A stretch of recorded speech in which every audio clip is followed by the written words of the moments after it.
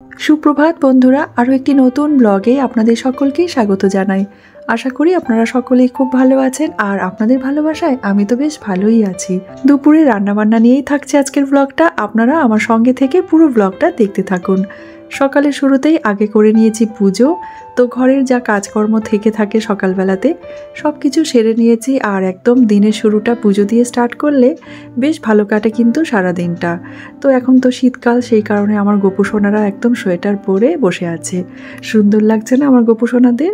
তো আজকে শনিবার, তো সেই কারণে আমি প্রতি শনি মঙ্গলবারটা একটু দুপুরবেলাতেও কর্পূরটা জ্বালাই। এমনিতে সন্ধ্যাবেলায় তো প্রতিদিন কর্পূর জ্বালাই, তবে দুপুরবেলায় দুপুরে ঠিক না, স্নান পুজো করার পরে একটু কর্পূরটা জ্বালিয়ে দিই। তো এই কর্পূরদানিটা বেশ ভালো হয়েছে জানেন তো, এর মধ্যে কর্পূরটা দিয়ে দিলে সারা ঘরটা বেশ সুন্দর কর্পূরের গন্ধতে ভরে থাকে, আর ভীষণ ভালো লাগে, একটা পজিটিভ ভাইবস পুরো ঘরের মধ্যে থাকে। কর্পূরটা দেওয়ার পরে এখানে যে সুইচটা আছে এটা অন করে দিলে এই ছোট্ট লাইটটা জ্বলে উঠবে, আর তারপর কিন্তু কর্পূরদানিটা আস্তে আস্তে বেশ সুন্দর গরম হতে শুরু করে, আর কর্পূরটা গলে সারা ঘরটা পুরো কর্পূরের গন্ধে ভরে যায়। এত ভালো লাগে কর্পূরের গন্ধটা।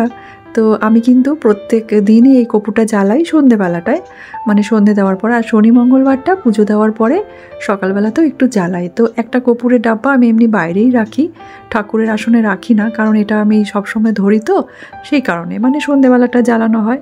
তো যাই হোক, সব কিছু সেরে নিয়ে এবার রান্নাঘরে চলে এসেছি। ঝটপট করে রান্নাগুলো করে নিতে হবে। তো আজকে জলখাবারে একটু রুটি আর সবজি করব।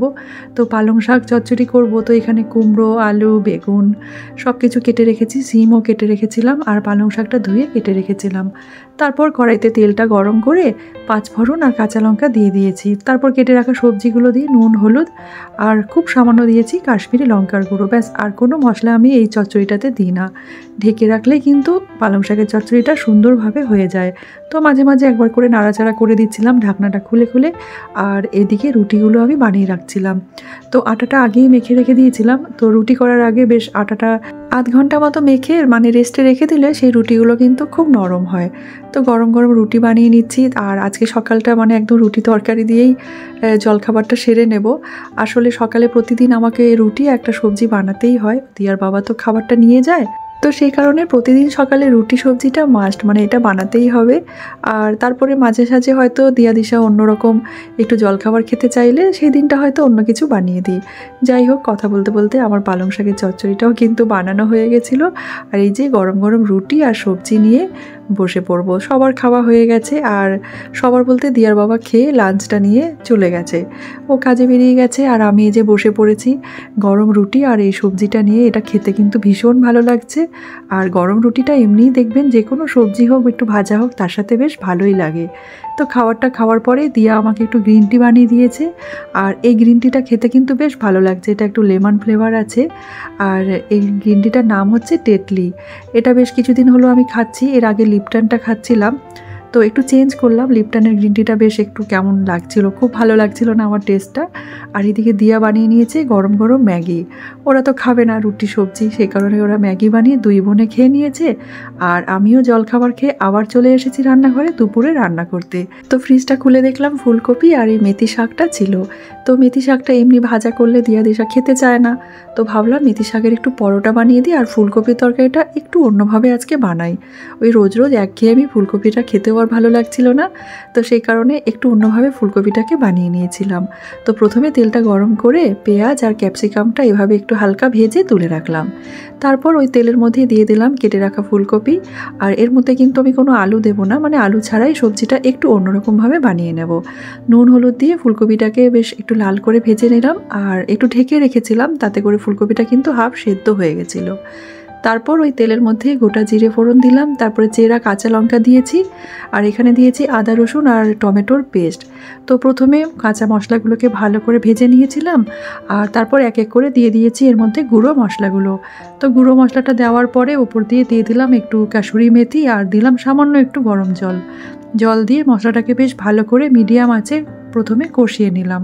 তো মশলাটা যখন বেশ ভালো মতো কষানো হয়ে গেছিলো, তখন আমি ভেজে রাখা ফুলকপি, ক্যাপসিকাম আর পেঁয়াজটা দিয়ে দিলাম। খুব সামান্য একটু জল দিয়ে ভালো করে ফুলকপিটাকে কষিয়ে নিলাম, আর তারপরে দিয়ে দিলাম ওই হাফ বাটি মতো জল।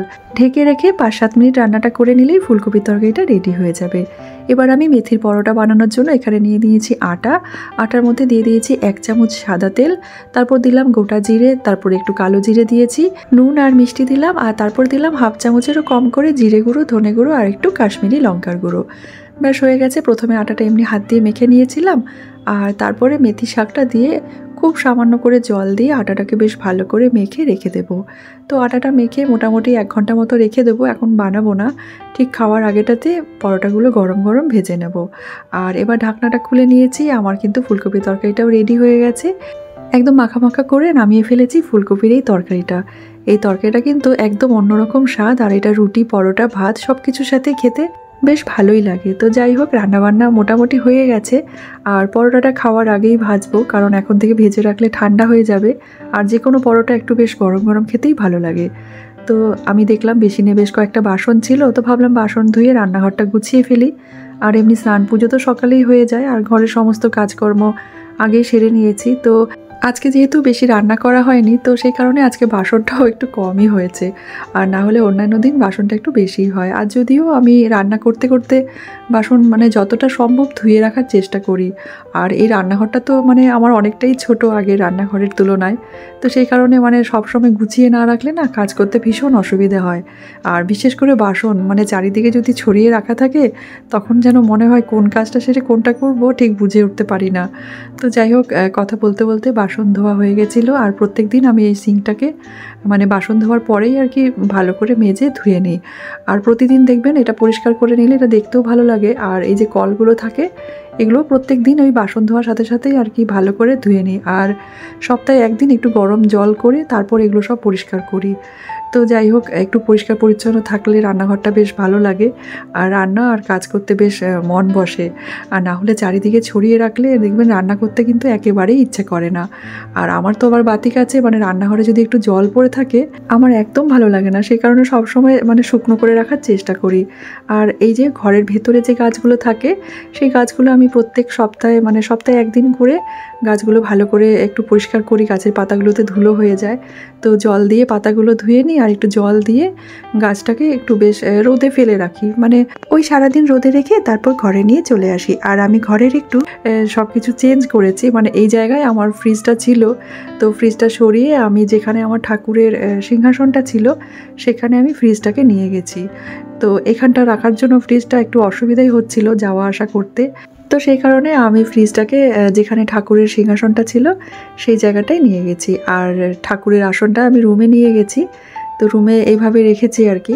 আসলে ডাইনিংয়ে মানে যেখানে আমি ঠাকুরের আসনটা রেখেছিলাম আগে, তো সেখান থেকে রান্নাঘরটা একেবারে সোজাসুজিই ছিল, খুব কাছে ছিল না। তবুও মানে রান্নাবান্না করলে মাছ মাংসের গন্ধটা আমার ঠিক ভালো লাগতো না, মনে হতো যেন ঠাকুরের খুব কষ্ট হচ্ছে। আর যদিও আমি রান্না করার সময়টাতে মানে ঠাকুরের যে আসনে আমার যে ডোরটা আছে সেটা আমি বন্ধ করে দিতাম। তো মাঝে সাঝে হয়তো ভুলে যেতাম, মানে পুজো দিয়েই হয়তো খুব তাড়াহুড়ো করে রান্নাঘরে চলে গেলে তখন আর সেই দিনটা হয়তো ঠাকুরের দরজাটা বন্ধ করা যেত না, ঠাকুরের মানে সিংহাসনের। তো এই জন্যই আমি ঠাকুরের সিংহাসনটাকে রুমে নিয়ে গেছি। আর এবার চলে এসেছি রান্নাঘরে, এবার খাওয়া দাওয়া করব। তো গরম গরম পরোটাগুলোকে ভেজে নিচ্ছি। তো যেহেতু আটাটাকে মেখে বেশ কিছুক্ষণ রেখে দিয়েছিলাম, বেশ নরমও হয়ে গেছে, আর পরোটাগুলো কিন্তু ভাজতে সুবিধে হবে। তো মেথি শাকটা দেখবেন বাড়িতে কেউ খেতে চায় না, মানে প্রত্যেক দিন ওই একই রকমভাবে রান্না করলে শাকটা ভেজে দিলে তো আমার বাড়ির তো মেয়েরা কেউ খাবেই না। মানে দিয়া দিশা মেথি শাক খুব একটা পছন্দ করে না। দিয়া যদিও খায়, দিশা তো কোনো রকম শাক পাতা খাবেই না, পালং শাক। তো সেই কারণে পালং শাক, মেথি শাক, আমি এই ধরনের শাকগুলোকে না একটু অন্যরকমভাবে বানিয়ে দিই। কালকে যেমনি পালং শাকটা একটু আলু দিয়ে বানিয়ে দিয়েছিলাম, দিশা তো খুব সুন্দর খেয়ে নিয়েছে। অথচ পালং শাক চচ্চড়ি বানিয়েছি দেখুন আজকে সকালে, কেউ খায়নি, মানে দিয়াও খায়নি, দিশাও খায়নি। ওরা আবার আলাদা করে ম্যাগি বানিয়ে খেয়ে নিয়েছে।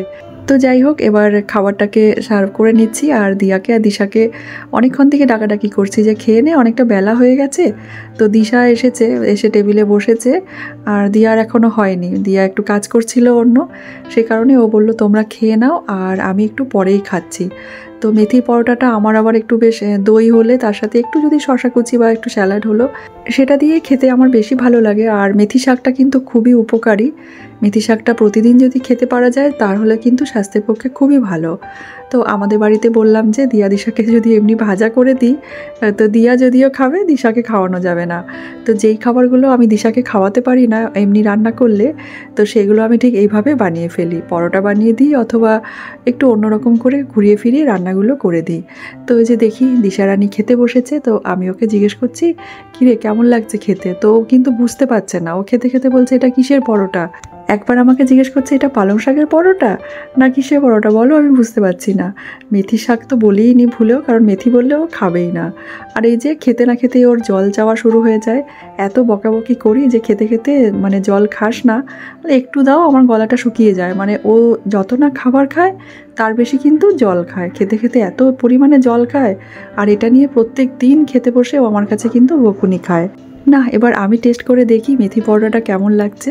তো মেথির পরোটাটা এই ফুলকপির তরকারিটা দিয়ে খেতে কিন্তু অসাধারণ লাগছে। ফুলকপিটা বেশ একটু অন্যরকম হয়েছে টেস্টটা। খাওয়া দাওয়ার পরে কিছু কাজ ছিল সেরে নিয়েছি, আর এই যে বসে পড়েছি এডিটিং করতে। প্রত্যেক দিন বিকেল 5টায় আপনাদের জন্য যে ব্লগটা আমি রেডি করি সেটা কিন্তু দুপুর টাইমটাতেই বসে বসে এডিট করি। চলুন আজকের কুকিং ব্লগটা তাহলে এখানেই শেষ করছি। ভিডিওটা ভালো লাগলে একটা লাইক কমেন্ট করতে ভুলবেন না। আপনাদের সাথে আবার দেখা হবে নেক্সট ব্লগে। ধন্যবাদ।